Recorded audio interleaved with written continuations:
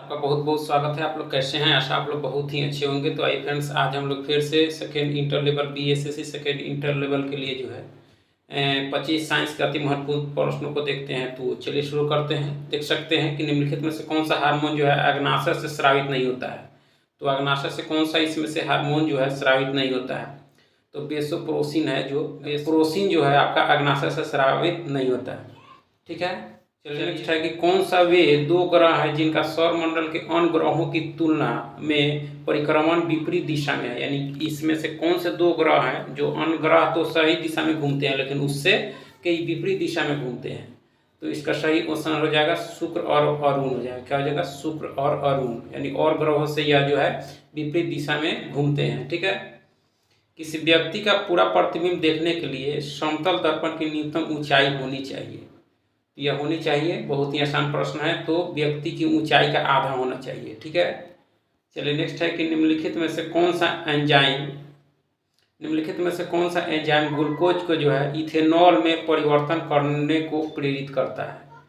तो यह जो करता है आपका कौन करता है?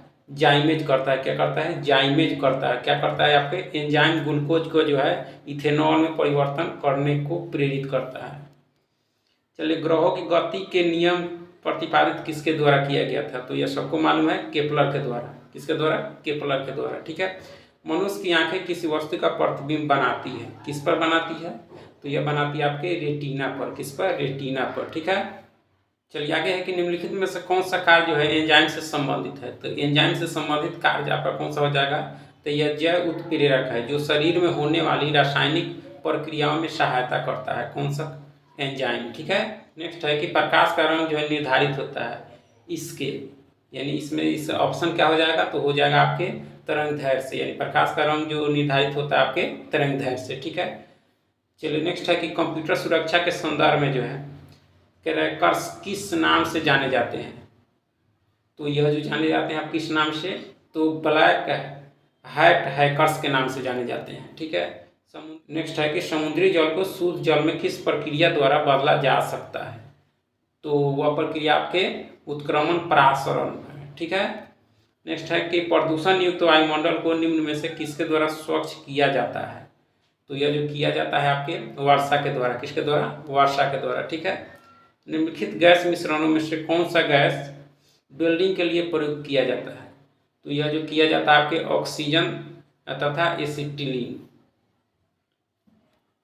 यूजर के बारे में सूचना संग्रहित करने वाली फाइलें कहलाती है। तो यह फाइलें क्या कहलाती है? तो कुकीज कहलाती है। क्या कहते हैं? कुकीज। ठीक है।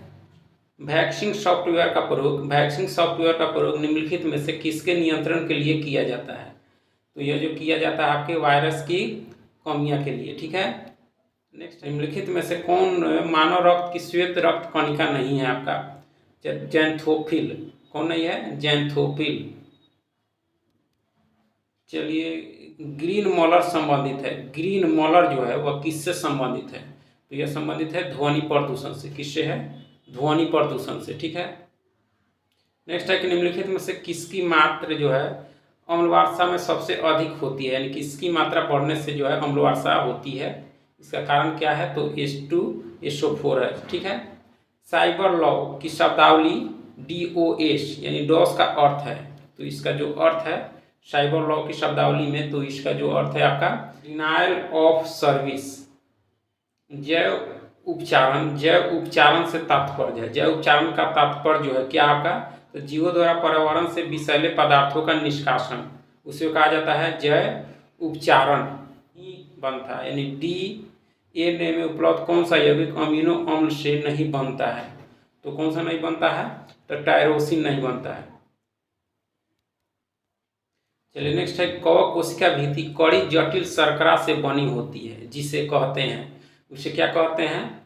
तो काइटिन कहते हैं। क्या कहते हैं? काइटिन। ठीक है। मशरूम एक है। मशरूम क्या आपका? तो कवक है।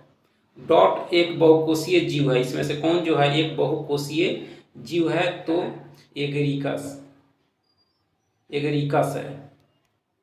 निम्नलिखित में से क्या बीजाणु निर्माण द्वारा प्रजनन करता है? निम्नलिखित में से क्या जो है बीजाणु निर्माण द्वारा जो है प्रजनन करता है? इसमें से तो राइजोपस करता है। क्या कौन करता है? राइजोपस। चलिए नेक्स्ट है, ऐसे कवक जो अपने भोजन के लिए विशेषकर कीड़ों पर निर्भर रहते हैं, उन्हें क्या कहा जाता है? तो उससे कहा जाता है आपको एंटोमोपैथोजेनिक, एंटोमोपैथोजेनिक कहा जाता है।